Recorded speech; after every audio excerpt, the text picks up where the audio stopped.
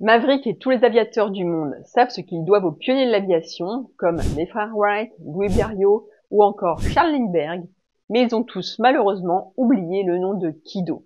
Et pourtant, Kido le chat a involontairement marqué l'histoire de l'aviation avec une incroyable première. Fin 19e siècle, début 20e, Walter Wellman est un journaliste et explorateur américain qui veut entrer dans l'histoire.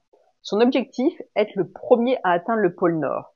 Après 2 échecs par traîneau et bateau, il tente une approche révolutionnaire, y aller en dirigeable. Il fait alors construire l'America en 1906, un immense dirigeable de 50 mètres de long, conçu par l'ingénieur français Louis Godard. L'appareil, capable d'embarquer 5 personnes, est aussi le premier dirigeable équipé d'une radio. Malheureusement, après 2 tentatives infructueuses, Wellman est devancé. Le pôle Nord est atteint en 1909. Mais il ne renonce pas. S'il ne peut pas conquérir l'Arctique, il tentera un autre exploit, la première traversée aérienne de l'Atlantique.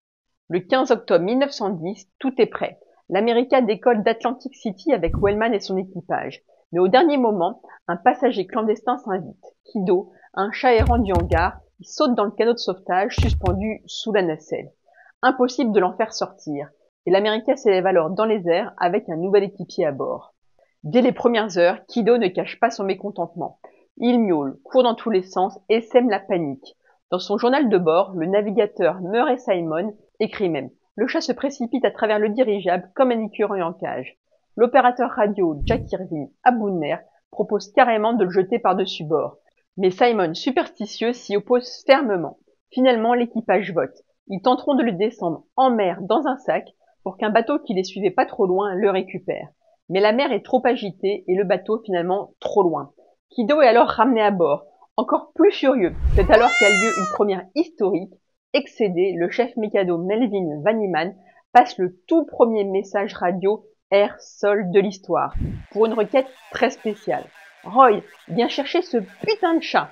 Spoiler, personne ne viendra chercher Kido en vol. Après 71 heures passées dans l'aéronef, avec des tempêtes et des pannes moteurs, l'America envoie finalement un signal de détresse. L'équipage, avec Kido bien sûr, est évacué en mer par un bateau britannique, le SS Trent.